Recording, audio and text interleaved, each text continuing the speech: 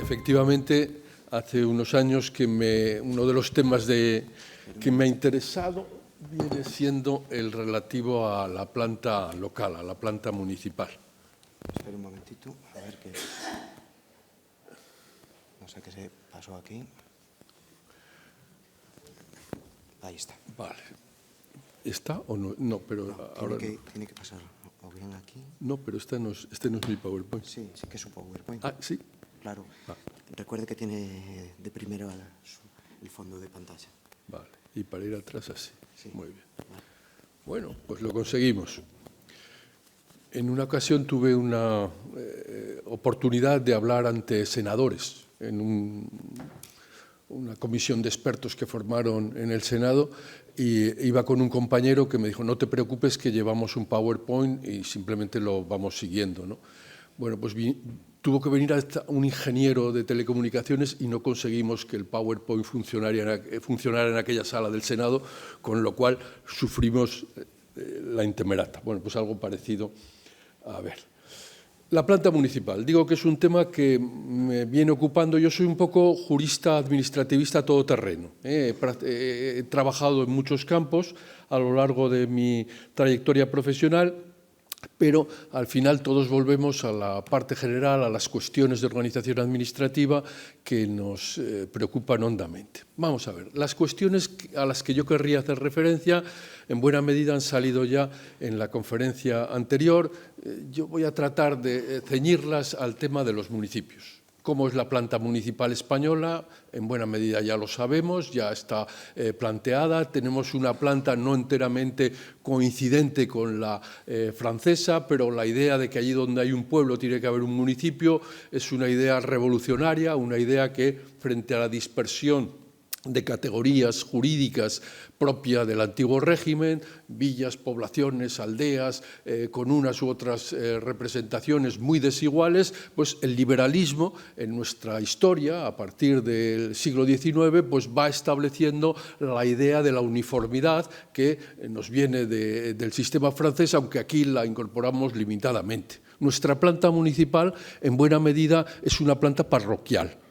Aunque dicho esto en Galicia, pues requiere muchos matices, porque aquí la división en parroquias es mucho más profunda que la división en municipios. Pero en buena medida son las relaciones eclesiásticas las que dominan todavía nuestro mapa municipal. Así como hicimos una gran reorganización a principios del siglo XIX, en 1833, en la primera mitad, con la división provincial, fue una gran experiencia, un intento, digamos, del liberalismo centralista de formar una nueva visión frente a los antiguos reinos, las antiguas divisiones, una nueva división, bueno, que ha tenido sus problemas y que más o menos va encajando. Recuerden Ortega y Gasset, la rebelión de las provincias, como siempre parece que cuando van a ser condenadas las provincias se rebelan y tienen su utilidad. Yo digo que en el 19 las provincias fueron el único aire de renovación que experimentamos en nuestro territorio, porque las provincias significaron hospital provincial, hospicio provincial, laboratorio de higiene provincial. Ojo, que esos son elementos muy importantes para lo que era en la España caciquil y en la España desigual del momento, para lo que eran las corrientes de modernización que quería introducir el liberalismo. Bueno, ¿cómo es la planta municipal española?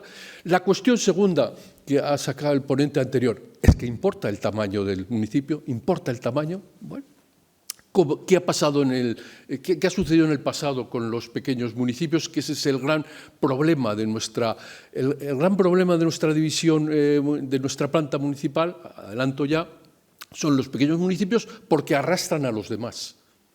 Es decir, al final todos son menores de edad. A quien más interesa que los municipios continúen siendo menores de edad es a quienes dominan las decisiones territoriales. Llámese comunidades autónomas, con la consellería correspondiente o el departamento correspondiente de la comunidad autónoma, o llámese diputaciones provinciales, o llámese comarcas, como en el caso catalán o en el caso aragonés, donde, siguiendo la estela catalana, son los dos únicos ejemplos de comarcalización como comarcas, entes locales con autonomía. ¿Qué se ha hecho en otros estados con los pequeños municipios? Esas son las preguntas a las que voy a tratar de responder en mi intervención. En España, ya lo sabemos, se ha dicho, 8.108 municipios. Es una división que nos viene de las decisiones ideológicas que se adoptan en Cádiz y que poco a poco, a lo largo del siglo XIX, pues van estableciéndose. El drama es que el 85% de nuestros municipios tiene menos de 5.000 habitantes. Es decir, no llega a una cifra mínima. A partir de determinadas cifras podemos plantearnos ya lo de la calidad de los servicios. Por debajo de determinadas cifras son discursos sin sentido. Es decir, el municipio de 5 habitantes, el municipio de 25 habitantes no tiene ninguna viabilidad. Ojo, no estamos hablando de cerrar municipios, como dicen algunos, sino que estamos hablando de reconducir la planta jurídica. Es decir, el reconocimiento de personalidad jurídica y la medida en que deseamos disponer de entidades territoriales descentralizadas. Eso lo tenemos que construir a partir de unos datos poblacionales. La media nacional española es de 5.765 habitantes por municipio, una de las más bajas de Europa, aunque no la más baja, como ya se ha indicado. Sin embargo, es curioso cuando establecemos otro tipo de estadísticas. La estadística es muy perversa, depende de cómo se emplee. Cuando nos referimos a las zonas que están más pobladas y que tienen mayores niveles de desarrollo, que son toda la costa y el centro y Madrid. En la costa es cierto que tenemos el arco mediterráneo con un gran progreso y unas grandes posibilidades de cara al futuro, mientras que el arco atlántico pues, está pasando unos momentos duros, que no acaba que tiene ciertos elementos de declive muy característicos. Recuerdo que en los años 70 el nivel de vida máximo en España se llamaba Asturias.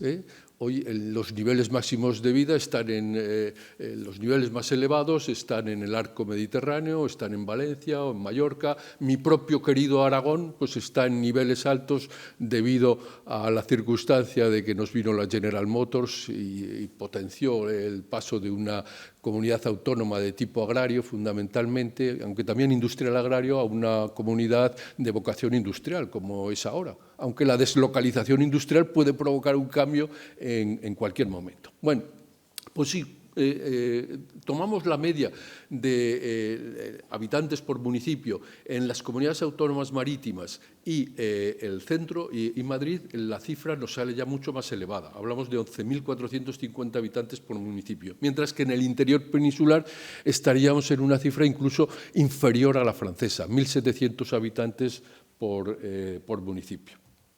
Esa sería la población municipal media por comunidades autónomas. Como ven, va poco a poco la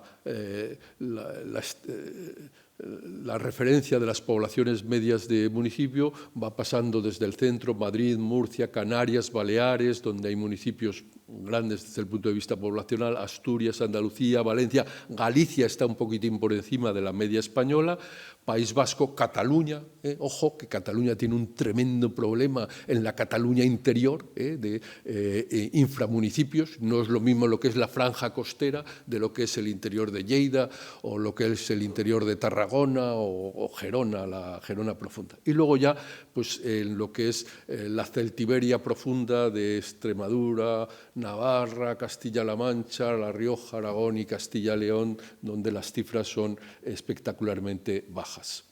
Aquí tendrían una referencia a la comparación entre el grupo de comunidades autónomas marítimas y Madrid, que serían las zonas de mayor progreso, de mayores oportunidades de nuestro mapa económico, y las comunidades autónomas del interior sensiblemente más bajas.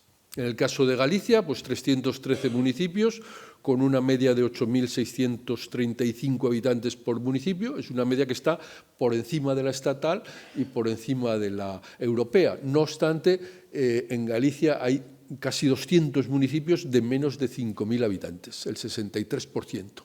Y eso es un problema, lo queramos o no, con independencia de que podemos decir, en tal pueblo que tiene 2.000 habitantes, viven muy bien. Bueno, luego esas afirmaciones genéricas luego hay que comprobarlas sobre todo con las minorías.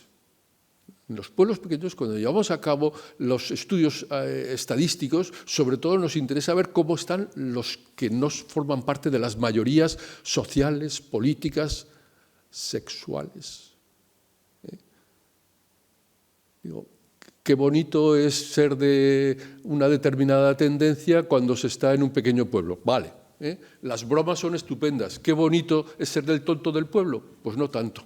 Es decir, depende de lo que estemos hablando. Bueno, y tenemos en el caso de Galicia 23 municipios que no llegan a los 200 habitantes. O sea, son claramente inframunicipios.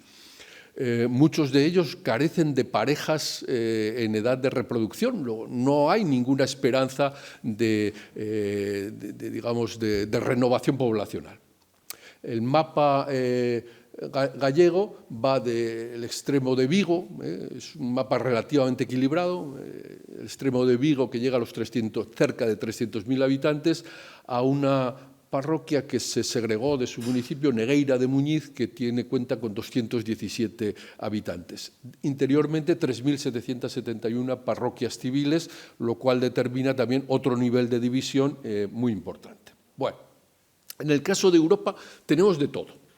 Tenemos, como ya se ha dicho, yo pretendería ofrecer los datos más ordenadamente, estados con alta fragmentación municipal y estados que han llevado a cabo reformas del mapa municipal.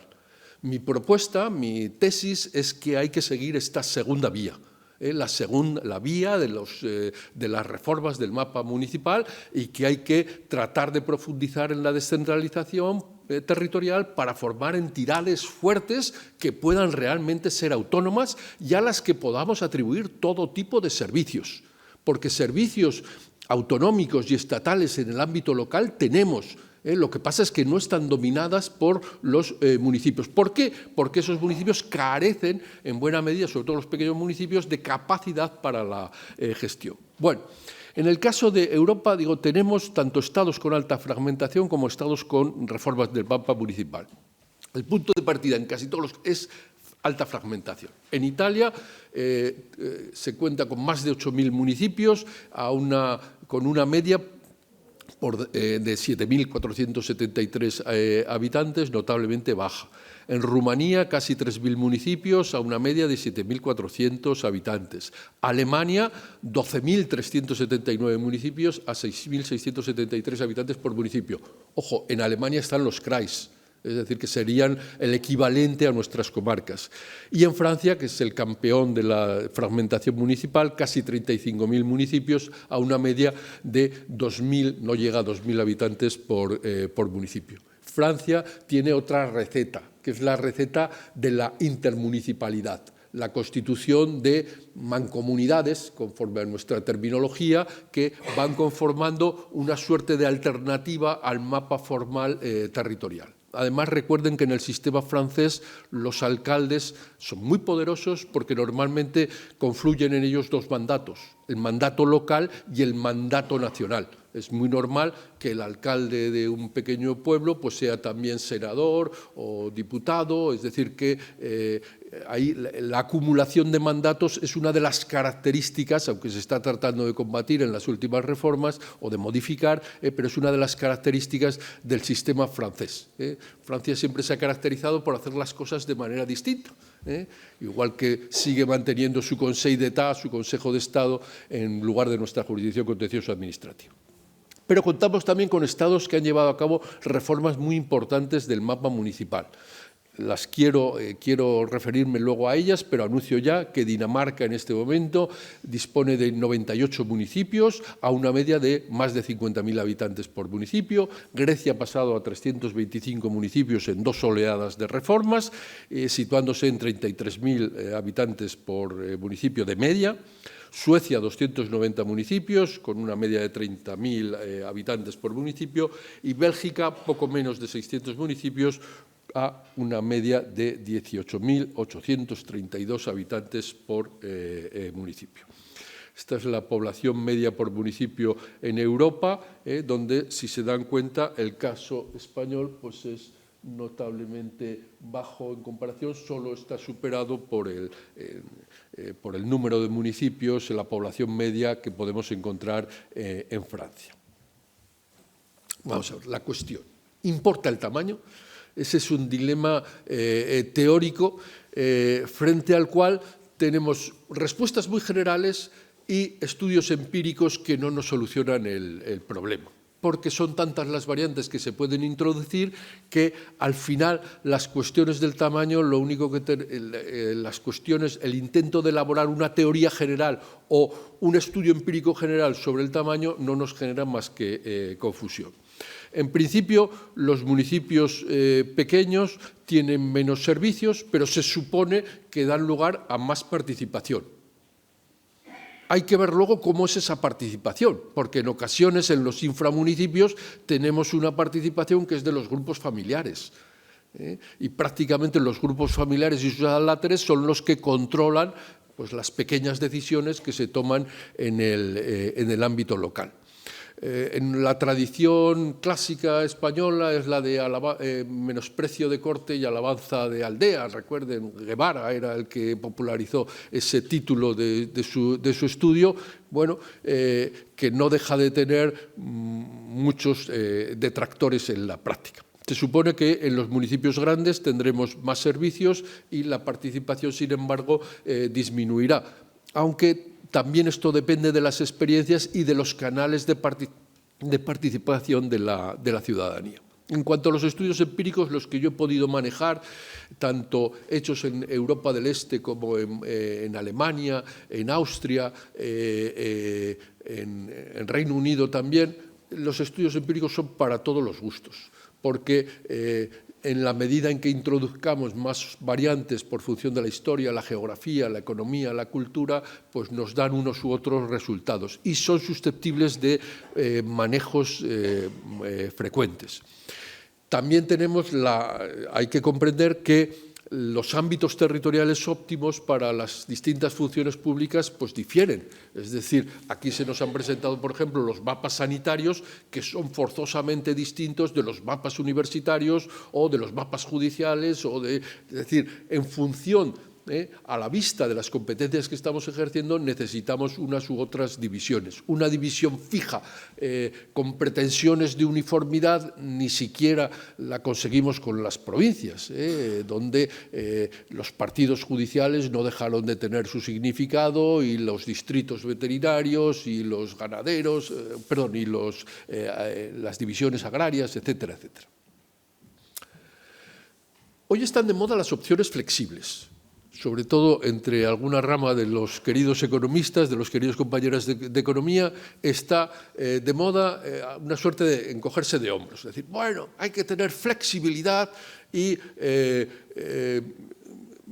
modelos que se generan en ese sentido, la teoría del caos, hay que estudiar los procesos de orden y desorden, tenemos que aceptar la inestabilidad organizativa como un elemento derivado de la dinámica de la población, que se desplaza en unos u otros sentidos, y esto hay que manejarlo y, por tanto, necesitamos soluciones flexibles. Bien, esto no es una postura realista. Es decir, aunque podemos optar por una cierta flexibilidad, se nos ha puesto el ejemplo del Reino Unido, donde es verdad. En Reino Unido se han cambiado las divisiones, se cambian las divisiones municipales sobre la marcha. Yo tuve la mala idea de irme a querer aprender inglés en Liverpool, que es un sitio donde hablan un inglés infame. Liverpool, por ejemplo, mi querida patria de los Beatles, ya no es municipio. Forma parte de una división que se altera en función de necesidades, es decir, se ha alterado ya tantas veces que ese es un elemento de pura organización desde el centro. Con lo cual, digamos que las bases de la participación política británica pues tienen su propia problemática que nos es muy difícil comprender desde el continente. Otro de los modelos que hoy está en boga es el de la nueva gestión pública, donde se pretende implicar al sector privado. Recuerdo que hasta ahora todos los ejemplos que tenemos de privatización de funciones públicas generan nueva burocracia.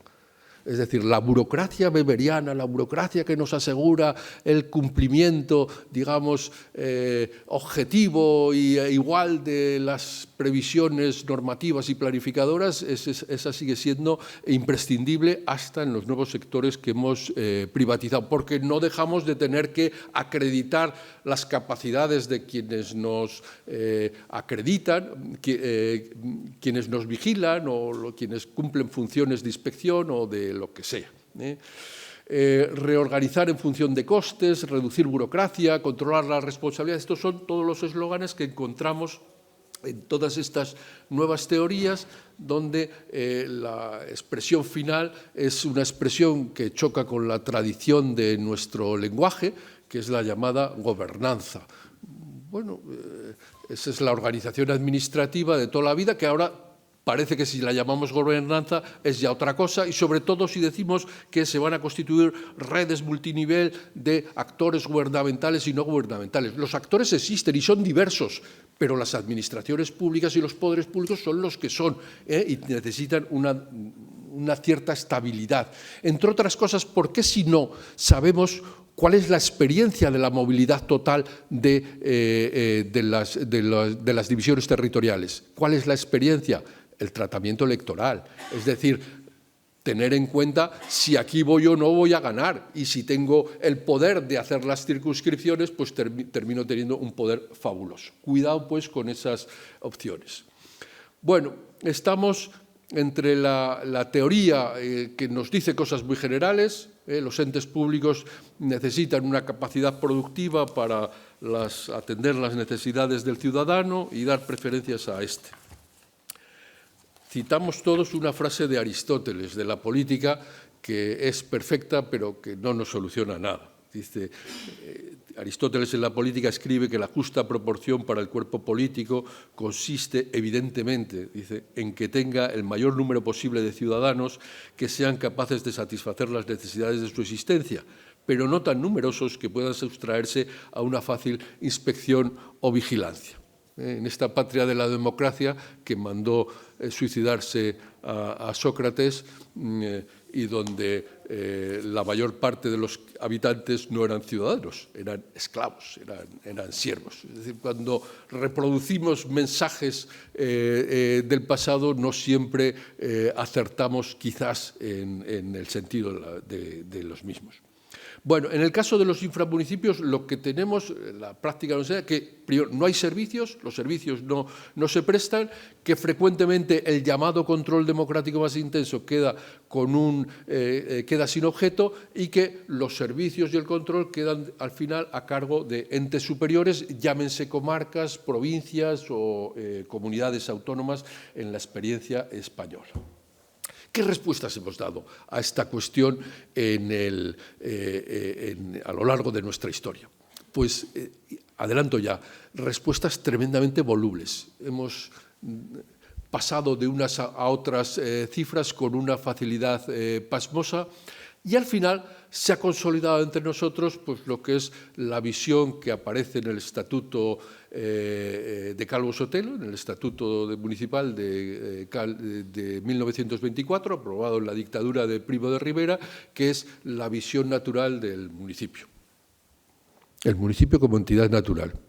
Decía don Fernando Albi, uno de nuestros grandes teóricos del régimen municipal, secretario de la Diputación de Alicante de muchos años, decía que en la realidad no había municipios autofundados, que prácticamente todos los municipios eran objeto de una fundación o regia o condal o por parte de uno u otro poder público. Y que esa idea del municipio como entidad natural tenía muy pocas conexiones con la realidad. Bueno, quizás esto sea la consolidación de determinados mitos de los que vivimos, pues sea lo que explique, y quizás debía haber empezado advirtiendo esto, no estamos ante una cuestión fácil, estamos ante una cuestión que yo diría es de las de Estado. Tiene que vertebrarse a través de las comunidades autónomas, por lo que enseguida contaré desde el punto de vista de la distribución de competencias, porque la alteración de los términos municipales es competencia de las comunidades autónomas, pero la única manera de promoverla eficazmente es con una fórmula estatal de impulso, que vaya más allá de establecer un mero marco legislativo, porque aquí lo que habría que hacer, la descentralización, no es simplemente una cuestión organizativa, sino que es también una cuestión de ordenación. Son dos funciones públicas que tenemos que juntar: organización territorial y ordenación territorial. Se parecen mucho, pero son distintas. Luego volveré sobre esa cuestión. Bien, el origen de nuestro mapa municipal está en Cádiz. Es la ideología liberal que nos llega de Francia, donde finalmente en la discusión que tienen en la Asamblea Nacional pues prevalecen las tesis de Mirabeau de constituir un pueblo, un municipio allí donde haya un elemento de vida. En Cádiz asumimos este planteamiento más relajadamente, porque se dice en la Constitución que se pondrá ayuntamiento en los pueblos que no lo tengan y convenga le haya. Qué castellano tan bonito, ¿verdad? No pudiendo dejar de haberle en los que lleguen a 1000 almas. No pudiendo dejar de haberle en los que lleguen a 1000 almas. Por lo menos exigía a todo núcleo de población con 1000 habitantes se le atribuía la calidad de municipio, pero se permitía que hubiera municipios inferiores. Bien, limitar el número de municipios fue el objeto de distintas reformas o propuestas del régimen municipal a lo largo de la historia. En 1845, periodo conservador, ley municipal que genera ya los primeros problemas con la monarquía y que se llevarán hasta la explosión de 1868, hasta la llamada gloriosa revolución por los liberales, la expulsión de Isabel II y la entronización incluso de un nuevo monarca, Amadeo de Saboya, que no llega a consolidarse, la República Federal, es decir, todo ese mundo que terminará en el mundo de la Restauración. Bueno, ley municipal de 1845, 150 habitantes se exige para los nuevos municipios. No estamos hablando de introducir pautas que se apliquen a los ya existentes. Posada Herrera es ese asturiano que es uno de los primeros grandes administrativistas españoles. Entre los aragoneses y los asturianos siempre discutimos si don José de Posada Herrera o don Alejandro Oliván, que era aragonés, quién fue el primer administrativista. Realmente el tratadista de fondo, el que tiene una gran visión de lo que es el Estado español desde el punto de vista de los nuevos servicios públicos, es sin duda don José de Posada Herrera. Aunque Posada tiene dos trayectorias muy distintas. Una es la previa a la Restauración y otra es la de la Restauración. La previa a la Restauración, él es un liberal muy enérgico y con ideas muy renovadoras. A partir de la Restauración se asienta en su escaño y después en la Dirección General de Correos y Telégrafos después, que le permite ser llamado el gran elector, porque es el que maneja los resultados electorales para hacer que el pacto entre Cánovas y Sagasta funcione. Termina de embajador en Roma y otras. Bueno, pues Posada Herrera, con una gran visión de lo que son las necesidades del mapa municipal, habla de una población mínima de 2.500 habitantes. En la Ley de Ayuntamientos de 1866 se llega a la cifra de 1.000. Moret, otro de los políticos de la Restauración importantes, en 1902 propondrá 500 habitantes. Pero en nuestra historia termina prevaleciendo la idea de que eso no se puede tocar, que eso es algo natural.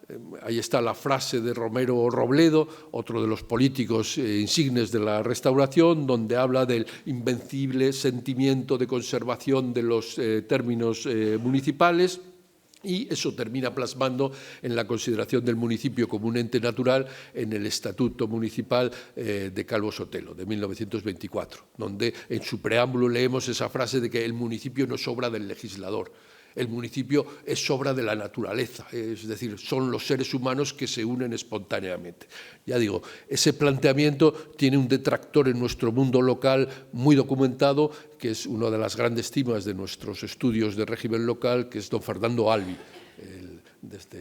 el insigne secretario de la Diputación Provincial de Alicante. En el franquismo se intentó reducir el número de municipios incentivando las fusiones voluntarias. En el año 60, la Dirección General de Administración Local ordenó a los gobernadores civiles que elaboraran planes para suprimir todos los municipios de menos de 500 habitantes. Fíjense, estamos en el año 60, todavía no se han producido las grandes corrientes migratorias de los 60, no tenemos todavía planes de desarrollo económico y social, paréntesis, planes de desarrollo económico y social franquistas, que hubiera querido el franquismo más que tener capacidad de elaborar. No, es una reproducción de las recomendaciones del informe del Banco Mundial del año 64 que nos obligan para poder recibir determinadas ayudas, sobre todo de Estados Unidos, con la visita de Eisenhower y demás. Bueno, en el año 60, antes de que empiecen las grandes corrientes migratorias, todavía no se han vaciado, por tanto, nuestro territorio interior, se ordena a los gobernadores civiles que formen planes para fomentar las fusiones. Pero al año siguiente, el propio director general de Administración Local afirma que la supresión de municipios sería una solución simplista o violenta. Total contradicción entre uno y otro planteamiento. En el año 66 se estableció un sistema de ayudas económicas muy importante para las fusiones voluntarias, que sobre todo solucionaban el problema de la Secretaría Común, de la Secretaría de Intervención Común de los cuerpos nacionales, e incluso en el año 75 se autorizó legalmente al Gobierno para que suprimiera el Gobierno los municipios de menos de 2.000 habitantes. Por cierto, en este sentido, desde el punto de vista jurídico, los municipios tienen garantía institucional de existencia, pero el mapa municipal no forma parte de la garantía institucional. Sería una locura pensar que las divisiones parroquiales de la Edad Media que hemos consagrado en buena parte del territorio español como términos municipales formen parte de lo que tenemos que conservar a partir de una supuesta imagen recognoscible del mapa municipal derivada de la garantía institucional. No hay nada de eso. Hay una temprana sentencia del Tribunal Constitucional en la que se niega la viabilidad de la llamada comarca-municipio, pero es un ente comarcal que asumiría las competencias de los municipios, pero persistiendo en los municipios. Eso no es posible. Pero lo que sí sería posible es llevar a cabo una reorganización del mapa municipal, por ejemplo, en mi tierra, en Aragón o en Cataluña, tomando como base la división comarcal, es decir, convirtiendo las comarcas en municipios. Eso tiene determinadas claves a las que luego quiero hacer referencia. Bueno, el caso es que estoy refiriéndome a un periodo autoritario, como era el franquismo, en el que del año 60 al 81 se intenta que disminuyan los municipios y lo único que se consigue es disminuir en 1.000. De 9.000 se pasa a 8.000 municipios, ahora tenemos unos poquitos más porque ha habido algunas segregaciones. La incidencia por provincias es muy desigual y tenemos frecuentemente uniones de municipios limítrofes que no solucionan ninguno de los problemas a los que me estoy refiriendo de prestación de servicios. Es decir, que 2 o 3 o 4 o 6 municipios pequeños sin ninguna capacidad se unan en uno nuevo, pues solucionan muy pocos problemas. Es decir, no tenemos una vía de dinamización del territorio. Ya que estoy diciendo esto, cuando hablamos de ordenación del territorio, nadie sabe cómo se evita la despoblación rural. Tenemos muchos estudios y tenemos muchas teorías, pero nadie sabe qué mecanismos hay que introducir para corregir lo que son estrategias familiares. Estrategias de los grupos familiares de desplazar a una persona que luego arrastra a otras. ¿Por qué? Porque esperan vivir mejor en las ciudades. Y ese es un elemento que no se puede, o muy difícilmente se puede combatir con una política poblacional simplemente con subvenciones o con ayudas o otro tipo de actuaciones. Si nos empeñamos en que la fiscalidad de los pequeños municipios sea sensiblemente inferior a la del resto del territorio, claro que conseguiremos personas que vivan, perdón, no que vivan, sino que se inscriban en los que estén en los censos municipales. Eso es muy fácil. Todos los municipios de Aragón tienen un censo que es falso, que es el falso derivado de las matriculaciones de los coches o... Igual que las matrículas de los abogados, no sé qué municipio era, no sé si era Jaén o había donde el colegio de abogados hacía las matriculaciones más baratas y ese es el que ha terminado cogiendo todas las matriculaciones de abogados. Pues algo parecido pasa con esto. Bueno, en la época democrática, primero, la competencia sobre alteraciones de los términos municipales de su territorio es una competencia de las que aparece en el 148. en la lista de competencias, diríamos ahora, garantizadas inicialmente a todas las comunidades autónomas, hoy serían algo así como las competencias mínimas.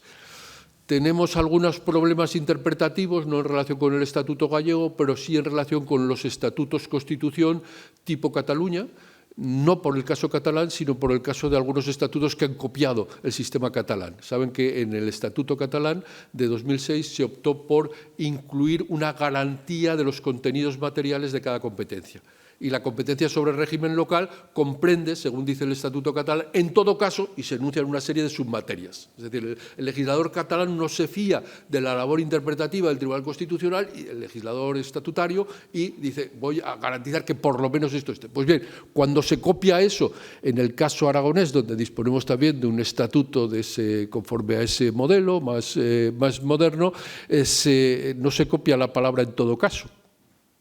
¿Vale? Y no aparecen, o sea, se dice, el régimen local comprende tales materias, no se dice en todo caso, luego parece que solo comprende las que enuncia a continuación y dentro de las que enuncia no está la alteración de los términos municipales. Eso nos lleva a sofisticadas interpretaciones de algunos actores del mundo jurídico para explicar por qué tendrían que estar todos... por qué tendría que admitirse que Aragón tuviera también competencia sobre esa materia. Bueno, al margen... Por cierto, cuando de distintos gremios ajenos al jurídico dicen, ya estáis aquí los de Derecho inventándoos interpretaciones. Los de Derecho y todos vosotros, todos los ciudadanos diariamente, en todas nuestras... Es decir, la problemática jurídica nos llega a nosotros a partir de los conflictos. Nos llega... Y todos los días centenares, miles, millones de ciudadanos están configurando lo que creen que es su propio derecho en una materia. Bueno, competencia de las comunidades autónomas, digo, se puede afirmar con carácter general sin perjuicio de algunos problemas interpretativos. Iniciativas para emplear esa competencia desde el punto de vista autonómico, prácticamente ninguna. Tenemos iniciativas privadas en Cataluña. En Cataluña hubo una iniciativa, digamos, de corte oficial, que fue la llamada Comisión Roca, ya en el 2000, pero cuyas propuestas son enormemente tímidas. El informe Roca es muy bonito seguirlo en cuanto a sus debates, el contenido de sus debates, pero luego en las conclusiones a las que llega prácticamente pues introducir las veguerías. Las veguerías son las provincias 4 más 1. Es decir, es añadir una provincia más a una división más a las provincias, a la división provincial que existe actualmente en Cataluña. Cataluña, en Navarra ha habido también un intento de reformar el mapa municipal y en Galicia tenemos las propuestas que nos han llegado al resto del Estado más activas por parte de geógrafos.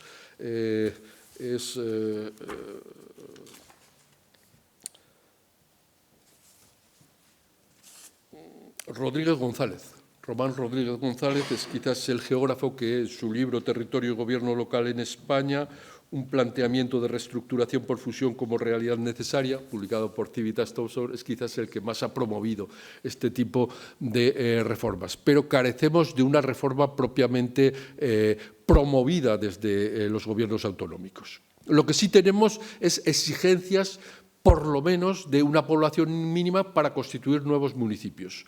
Porque por vía de las segregaciones, ahí saben que hemos contado con una jurisprudencia del Tribunal Supremo absolutamente ligada a los planteamientos del municipio como ente natural. Una jurisprudencia que hasta momentos muy recientes ha estado afirmando que era natural el deseo de todo grupo humano de disponer de una propia autonomía y que en consecuencia, a poco que se acreditara una viabilidad, digamos, existencial del nuevo municipio, debía aceptarse la segregación, sobre todo si estaba determinada por una distancia poblacional, una determinada distancia entre los núcleos de población.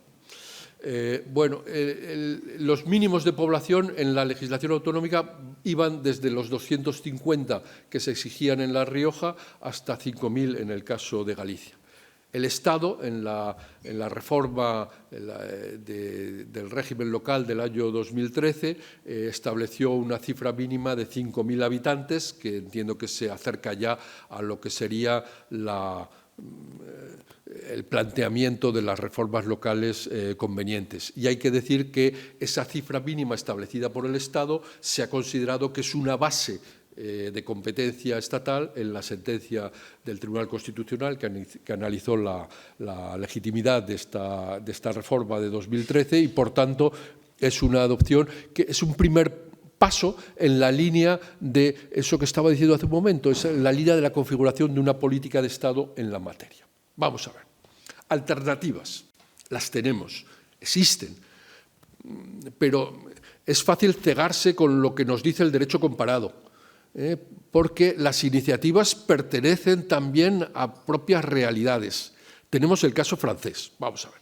Francia intentó, en el periodo que va desde antes de la Segunda Guerra Mundial hasta después, es decir, hay muy distintos políticos y formaciones de izquierdas, de derechas, luego está el general de Gaulle. Cuidado, hay muchas tendencias. Intenta, entre los años 30 y 57, fusionar municipios, pero solo logra 350 fusiones, una cifra ridícula. Además, fusiones que normalmente afectan, lo que decía antes, a municipios limítrofes sin que el municipio resultante tenga ningún papel especial dentro de la promoción del desarrollo local.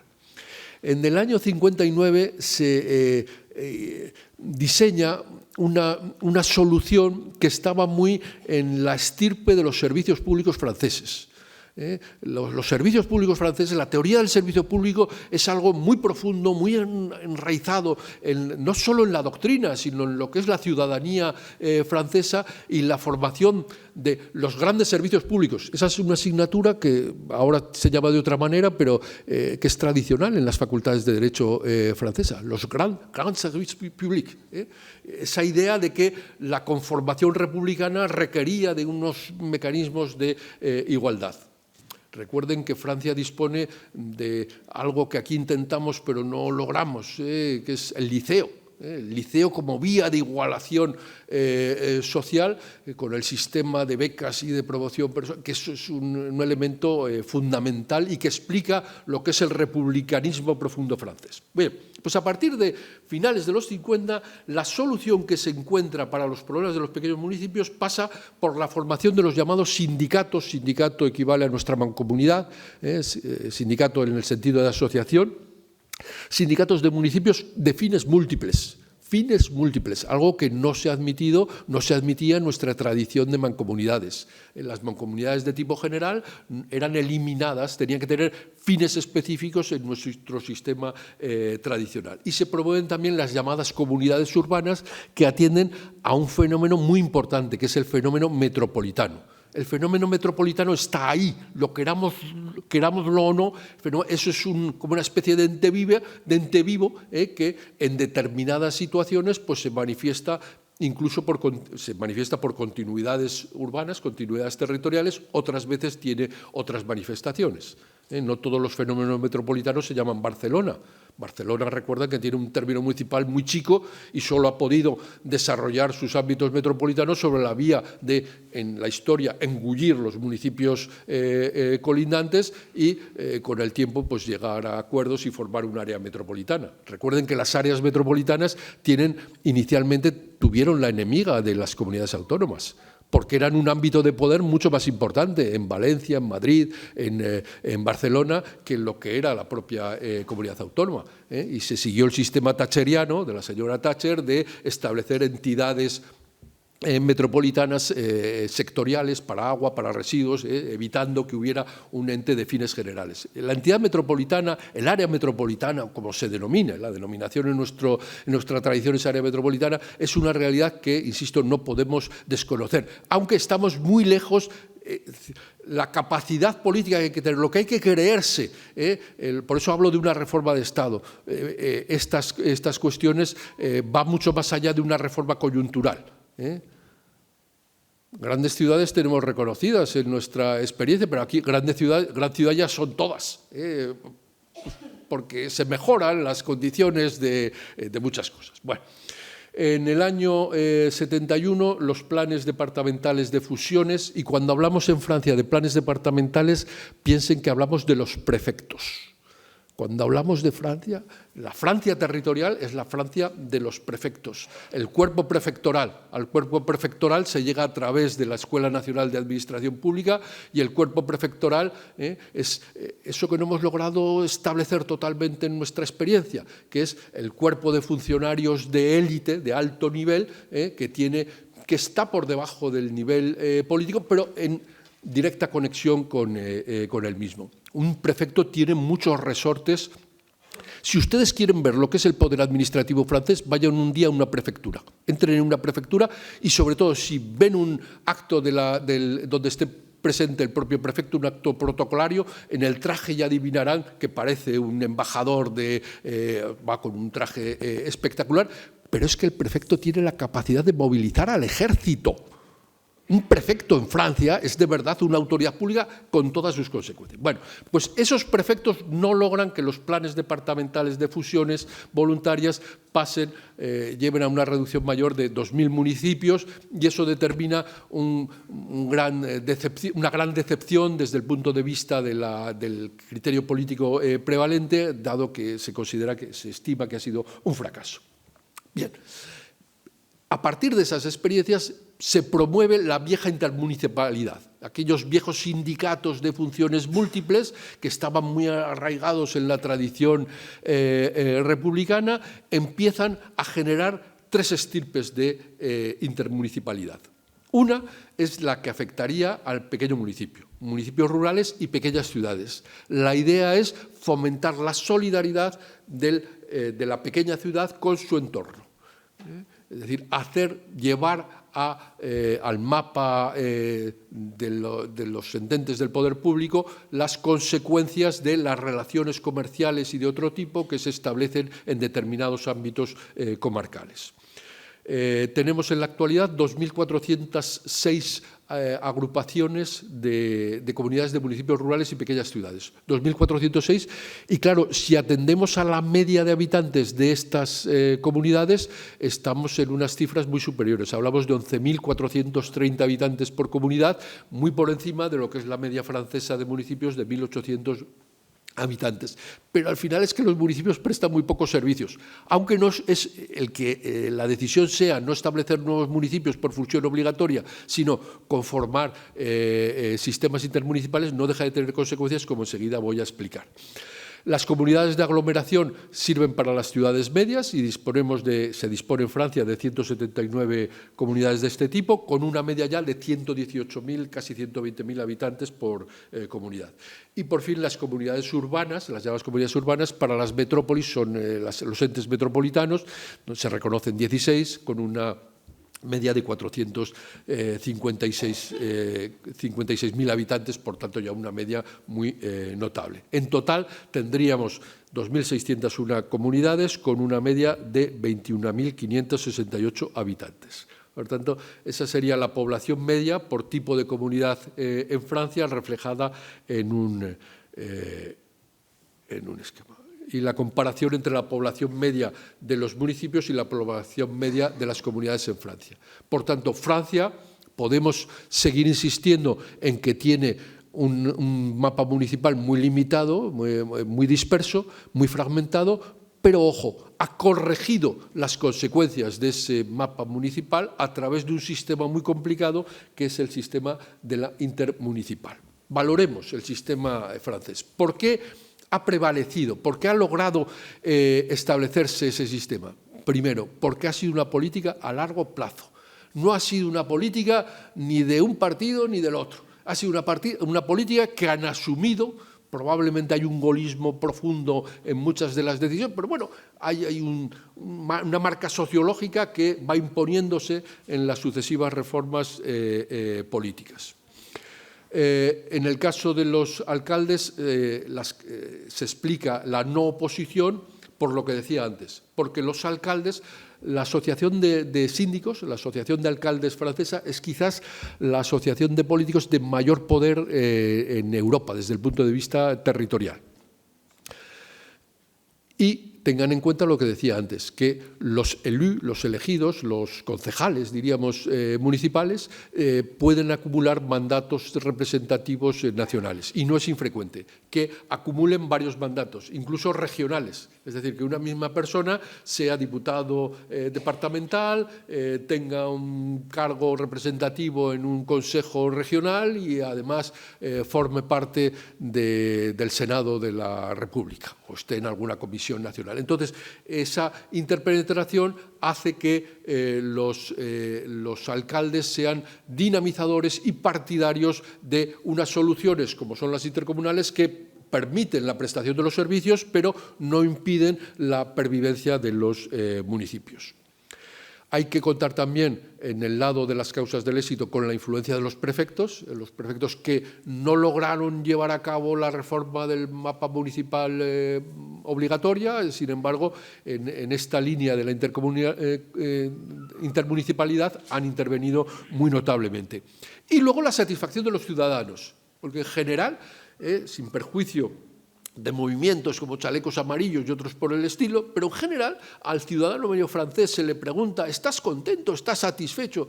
Y te dice que sí, algo que a nosotros nos resulta sorprendente, porque no se conoce un español que esté satisfecho con los servicios que le presta el correspondiente ente local.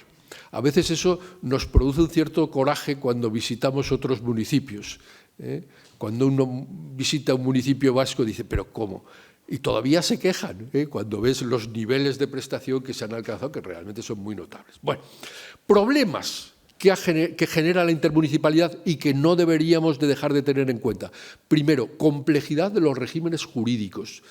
Tengan en cuenta que la intermunicipalidad deriva de pactos, deriva de contratos que se realizan, son contratos entre entes públicos, donde es normal que junto a los municipios intervengan otros entes públicos o semipúblicos, como cajas de ahorro, como cámaras de comercio, es decir, y es muy normal que ese tipo de uniones tenga trascendencias también en materia de lo que ellos llaman el aménagement du territoire, la ordenación del territorio a través de los contratos de región o los contratos de población, es decir, los contratos en que distintos entes públicos vinculan el progreso de una determinada zona a ciertos mecanismos de actuación.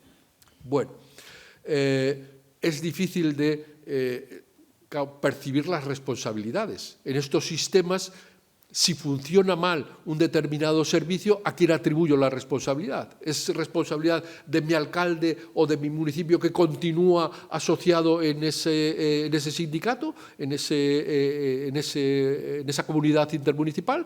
¿O es problema, tengo que exigirlo en las elecciones regionales? Es decir, eso no está nunca claro. Es difícil armonizar el sistema.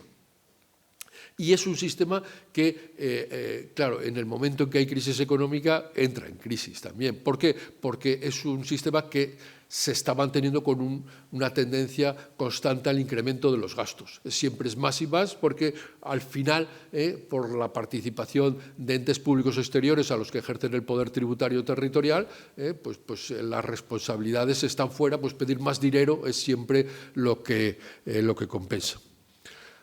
No sé si coincide, pero la obtención de un escaño por parte de Teruel Existe ha coincidido con la publicación, habrán visto hace 3 días en el Boletín Oficial del Estado, de una subvención directa al Gobierno de Aragón para Teruel, de 30 millones de euros, si no me equivoco. No sé si ese es el precio, no me atrevo a decirlo, porque desconozco cuál ha sido la gestión, pero llama la atención que junto a 2 decretos de subvenciones directas en Canarias y en Baleares aparezca un decreto para Teruel. Qué coincidencia hay. Bueno, la inestabilidad es también connatural al sistema. No debemos olvidar que en este sistema depende del pacto y, en consecuencia, la amenaza de un determinado municipio, de un alcalde díscolo, de salirse del pacto, pues amenaza la prestación del servicio. Es cierto que, insisto en lo que decía antes, que los prefectos cuentan con resortes importantes, es decir, que los prefectos pueden amenazar y tienen la capacidad del palo y la zanahoria para combatir estas situaciones. Bueno, Vamos ahora a referir muy brevemente, ya se ha hecho anteriormente, los procesos de fusiones obligatorias que hemos vivido en Europa, los más característicos. Primero está el de Suecia. Suecia tiene un territorio muy particular, con zonas muy despobladas, donde, por cierto, la despoblación no se considera necesariamente un fracaso.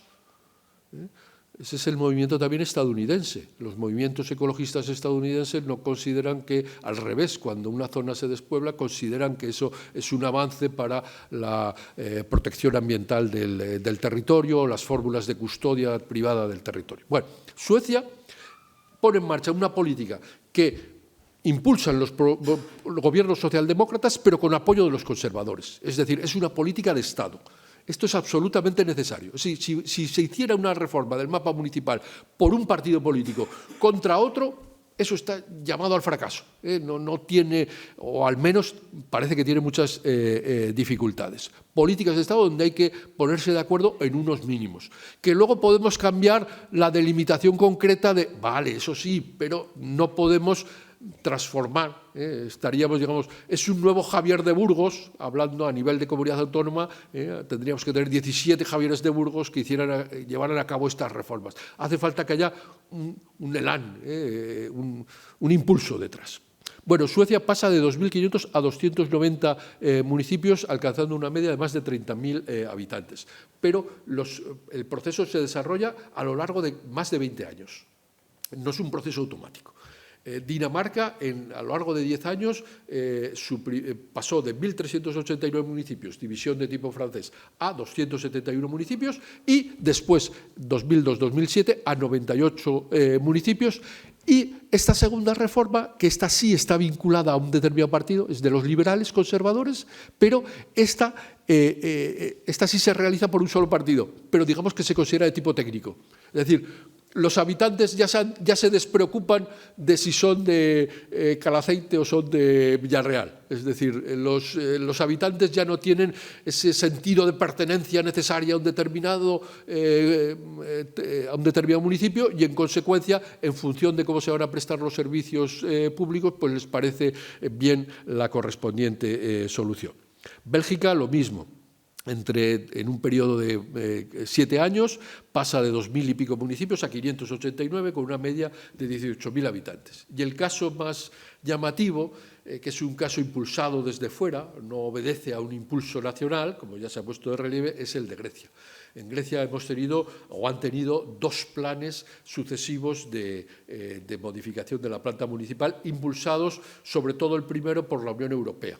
Es el momento, digamos, de impulso nacional, de confianza plena en lo que significa para Grecia la entrada en la Unión Europea, algo así parecido al espíritu nuestro de los años de finales de los 80, y entonces se pone en marcha el Plan Capodistrias con un intento de reorganizar el territorio que pasa de 5.000, de casi 6.000 municipios, división de tipo francés, a 1.000 municipios.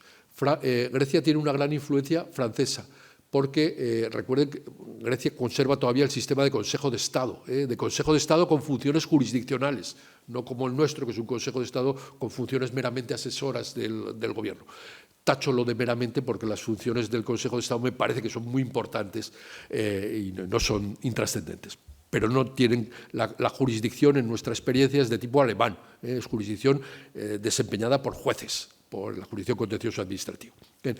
Lo sorprendente en Grecia ha sido la segunda reforma, el Plan Kalikatris, ya con un gobierno conservador que ha pasado a 370 municipios, es la reforma realmente importante, con una media de 30.000 habitantes y que ha generado muchas tensiones. Bueno, aquí tenemos distintos, ahora paso ya sobre esto, podríamos ir comentando la evolución de los procesos de fusión obligatoria. Aquí no estamos diciéndoles a los municipios fusiónense.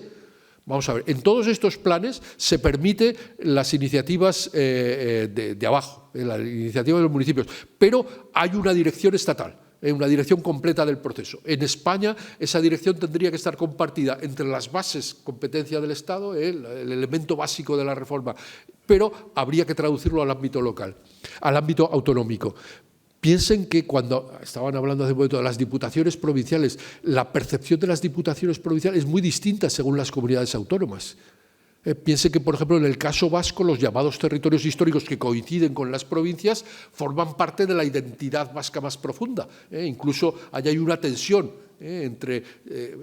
realmente, en las posiciones más abertzales, la comunidad autónoma es un ente nuevo. Es lo que realmente está en la tradición son los territorios históricos. Las percepciones son muy distintas, en Aragón, en Cataluña, con el tema de las veguerías, que en función de comunidades autónomas. Bueno, evolución del mundo. Bueno, valoración de estas fusiones. Primero, se justifican sobre todo en los cambios operados en la distribución de la población, en las distancias que tienen que recorrerse y, en consecuencia, el tema de las distancias sigue siendo un elemento, las distancias medias recorridas por los ciudadanos para temas de ocio, para temas de educación, para temas de compras, para temas de trabajo, esos desplazamientos y esas mediciones siguen siendo muy importantes. De ahí que aconsejemos, todo buen administrativista hoy en día está aconsejando que nadie desconecte su móvil para permitir que el Instituto Nacional de Estadística elabore algo que es muy importante, que son nuestros mapas de situación y nuestros mapas de movilidad, porque si no es con eso no podemos tomar las decisiones adecuadas. Esos cambios en la urbanización de las distancias, la generación de solidaridades entre las ciudades pequeñas y medias y su entorno rural, la necesidad de una escala determinada para los servicios y también para los medios. Y sobre esto me gustaría insistir. Los medios personales, y lo digo ya, no podemos pensar en una reforma municipal que no vaya acompañada de la reforma del personal municipal. Y en el personal municipal tenemos un problema para atraer a las personas más capacitadas. Y con esto no quiero descalificar a nadie, pero hay que comprender que en los sistemas de promoción funcionarial la escala municipal en muchos casos no da suficientes oportunidades. Con lo cual, habría que pensar, si no el modelo estricto de los cuerpos nacionales para todos los ámbitos, en el ámbito autonómico habría que pensar en cuerpos autonómicos que dieran servicio a los distintos municipios, caso de que se optara por esa reforma municipal. Porque la carrera de cada funcionario es algo que hay que cuidar. Y si la carrera se ve limitada a una sola realidad municipal, hay muchas posibilidades de que la gente muy capacitada, no digo la más capacitada, pero gente muy capacitada evite ese tipo de oposiciones o de pruebas. Bueno, y la modernización vendría exigida finalmente por la Unión Europea. Esas son las justificaciones que han funcionado para las reformas europeas que se han producido. Los procesos han sido, insisto, de amplios consensos, largos plazos, caso de Suecia y de Bélgica, a veces rapidez inicial por gobiernos en mayoría que han permitido establecer las reformas, pero con poca oposición, siempre con comisiones especiales, es decir, los geógrafos humanos, es la gran ciencia de síntesis. Hay colegas que tienen una capacidad de ver el territorio utilizando herramientas económicas, matemáticas, jurídicas, y esos se llaman geógrafos humanos. La geografía humana es la gran ciencia de síntesis del territorio, que hoy además reproduce el territorio a través de sistemas informáticos y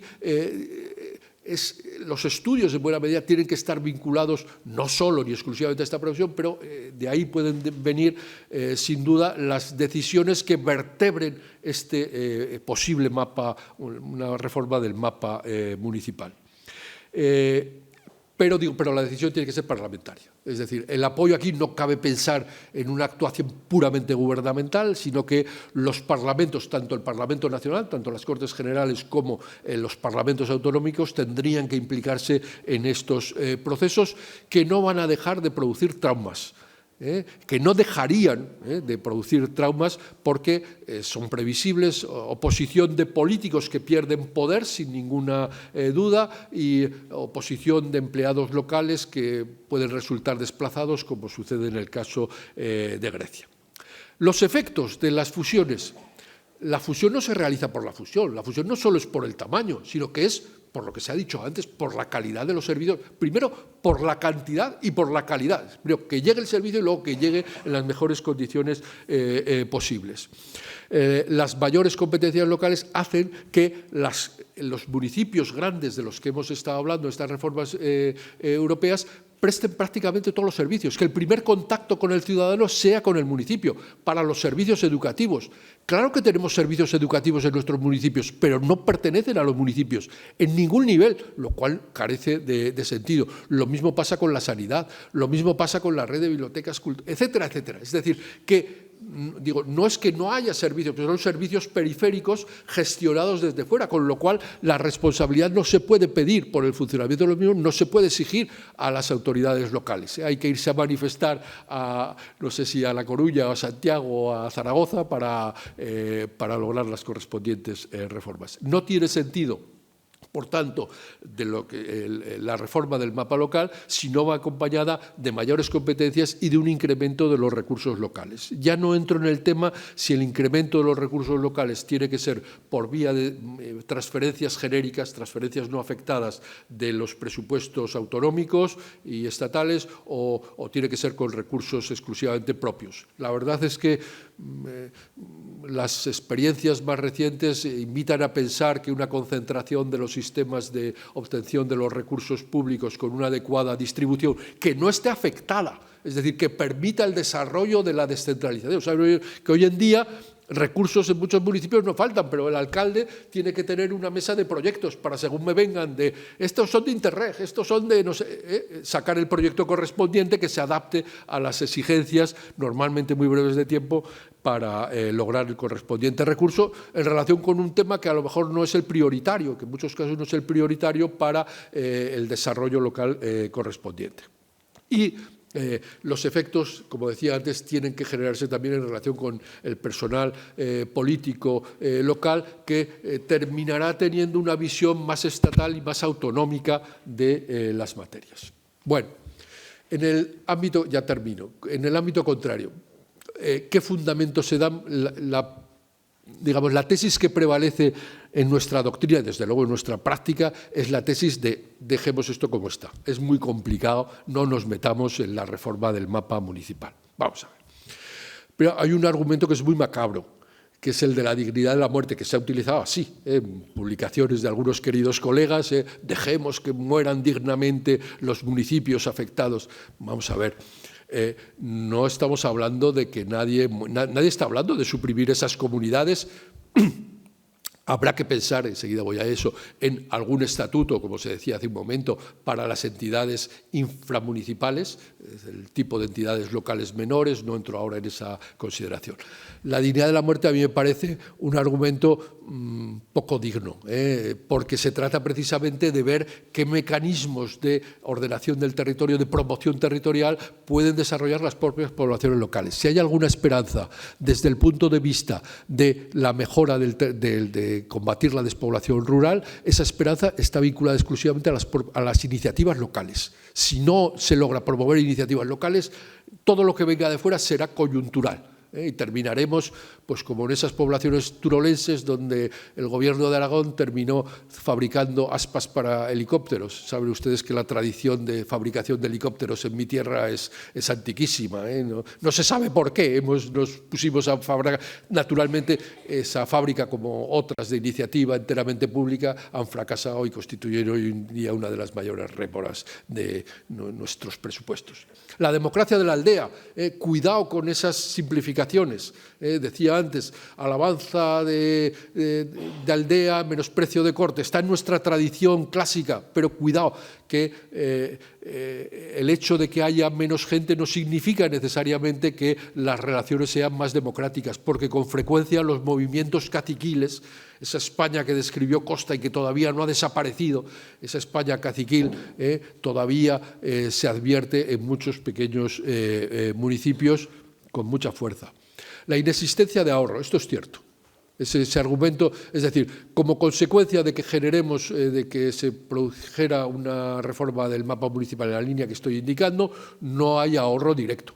Las retribuciones que puedan percibir algunos alcaldes de pequeños pueblos que normalmente se asumen por las diputaciones provinciales o por los presupuestos autonómicos, pequeñas retribuciones o pequeños gastos, eso no tiene ninguna trascendencia desde el punto de vista del ahorro general del gasto público. Y al revés, lo que estoy propugnando en esta reforma del mapa municipal llevaría a incrementar los servicios públicos y, por tanto, los gastos vinculados a los municipios. Un argumento que me parece muy poco digno, de nuevo, es el que se da últimamente: incertidumbre sobre la felicidad de los daneses, los suecos y los belgas que han experimentado estas reformas. Ahora nos vienen sociólogos que afirman que, mire usted, que no sabemos si los daneses son más o menos felices ahora que antes. No sé si esa comparación ya es posible, porque los daneses que vivieran en los años 50 probablemente ya o que tuvieran ideas sobre cómo eran los servicios públicos en aquel momento, probablemente ya han fallecido. Esto no significa que no debamos de seguir haciendo estudios comparados sobre lo que ha pasado en nuestras experiencias y sobre los grados de conformidad de la ciudadanía con las reformas, que en general, en relación con los municipios, por lo que sabemos de algunos estudios empíricos, son mayores en estas experiencias que, desde luego, en las nacionales españolas. Y por último, el último argumento que se maneja es el de las discrepancias. Se dice que no hay conformidad, que no hay, y eso es cierto. No hay en este momento quien lanzara la proclama de la reforma del mapa municipal, lo apedrearían, como probablemente harán ustedes dentro de un momento en cuanto les dé la palabra para que intervengan y hagan preguntas, porque mi intervención ha sido una intervención, no sé si ideológica, pero encaminada claramente a una línea. Estamos ante una operación, insisto, de Estado. Se trata de ver si mantenemos estos municipios vegetativos en muchos casos, estos inframunicipios que no tienen ningún sentido. No hablo ya de los inframunicipios de esos. En Aragón tenemos 200 municipios de menos de 50 habitantes. 200 municipios. Una de las reformas legales ha ido encaminada simplemente a, en los municipios de concejo abierto, exigir que haya un acta. En los municipios de concejo abierto tradicionalmente no se levantaban actas, con lo cual imagínense lo que es tener una reunión de los vecinos, aunque sean 50, y decir, es que esto mi padre dijo que ya lo habían acordado en tal época. Vete tú a saber si lo habían acordado o no lo habían acordado. ¿Dónde está el acta? ¿Dónde están los papeles? ¿Dónde? Bueno, la escala municipal, digo, se relaciona con los servicios públicos. Se trataría de saber si queremos descentralizar, tras la descentralización territorial del mapa autonómico que llevamos a cabo en el 78, a partir del 78 se trataría de saber si queremos continuar, si creemos que la descentralización nos ha generado beneficios. Yo estoy convencido de ello. El personal político que hemos generado, los beneficios que hemos en relación con las distintas tierras de este Estado tan complicado que es España, no sería el mismo si siguiéramos disponiendo de unos sistemas periféricos de administración estatal. Es decir, las autonomías han regenerado tremendamente lo que es el territorio autonómico y han servido de canalización de aspiraciones, con independencia de que continúen los problemas. Pero la modificación que hemos experimentado en nuestras ciudades, los centros. Es cierto que esa mejora tiene que extenderse, pero antes me decíais que los lucenses sois poco amables con vuestro territorio. Yo debo decir que la ciudad al turista que viene de fuera pues le parece encantadora y con muchos elementos muy positivos. Pero bueno, el tema del personal de nivel autonómico al que hacía referencia antes, no insisto ahora. La vinculación a la ordenación del territorio.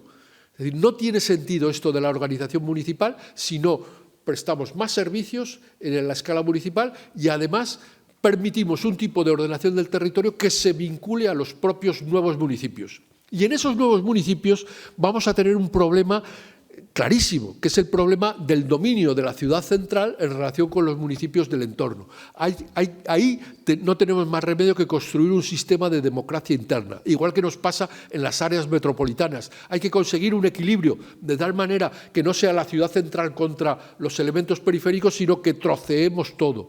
Modelo, pues yo tengo muchos, pero uno de ellos me parece que de los mejores es el parisino, de la equiparación entre los distritos y el amplio término municipal, metropolitano, atribuido a París. Hay que establecer mecanismos para que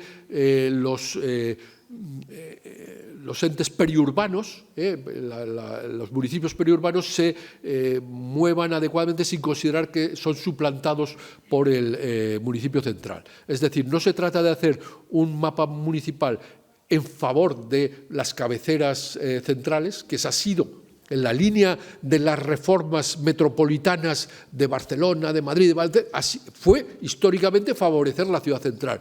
Hoy en día decimos, no, hay que favorecer nuevas centralidades, hay que buscar un reparto equitativo. Bueno, eso se traduce también en determinadas soluciones sobre la composición de los órganos colegiados correspondientes, en las que ahora no entro, pero esa democracia interna y el equilibrio territorial interno es absolutamente necesario.